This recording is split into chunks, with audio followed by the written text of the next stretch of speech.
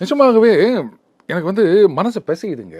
அதாவது சினிமா நடிகர்கள் தான் இன்றைக்கு பல இளைஞர்களுக்கு ஒரு ஐடியல்.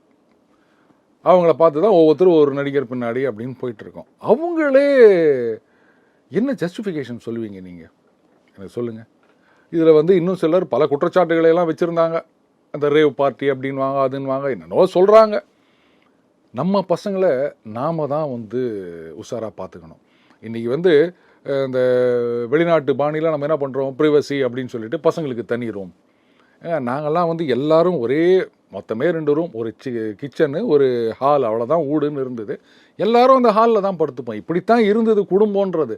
ஆனால் இன்றைக்கி வசதி வாய்ப்புகள் பெருக பெருக 8வது படிக்கும்போதே இல்லை 6வது படிக்கும்போதே இன்னும் சில பைத்தியங்க 2வது 3வது படிக்கிற குழந்தைங்களுக்கே தனி ரூம்னு கொடுத்து விட்டு போடுறாங்க. அந்த ரூமில் அவங்க என்ன பண்ணுறாங்கன்னு தெரியாது. எல்லாரும் ஒன்றா இருந்தால் தானே, ஃபேமிலியாக பேசின்னு இருந்தால் தானே பையன் என்ன பண்ணுறான் ஏது அப்படின்றது நமக்கு தெரியும். அவன் ரூமில் போனோன்னா கூட மே கமின் டொக்கு டொக்குன்னு கதவை தட்டுறது. யார் ரூமுக்கு யார் கதவை தட்டுறது? இந்த தேவையில்லாத குப்பைகளையெல்லாம் நம்ம மேல்நாட்டிலேருந்து நம்ம இறக்குமதி பண்ணிகிட்ருக்கோம். இது ஒரு நிஜமாகவே உபயோகப்படுத்தி இருந்தார் அப்படின்னு சொன்னால் அதுக்கு சட்டப்படி என்ன தண்டனையோ அந்த கடுமையான தண்டனையை கொடுத்தே ஆக வேண்டும். எந்த லீனியன்ஸையும் காமிக்கக்கூடாது.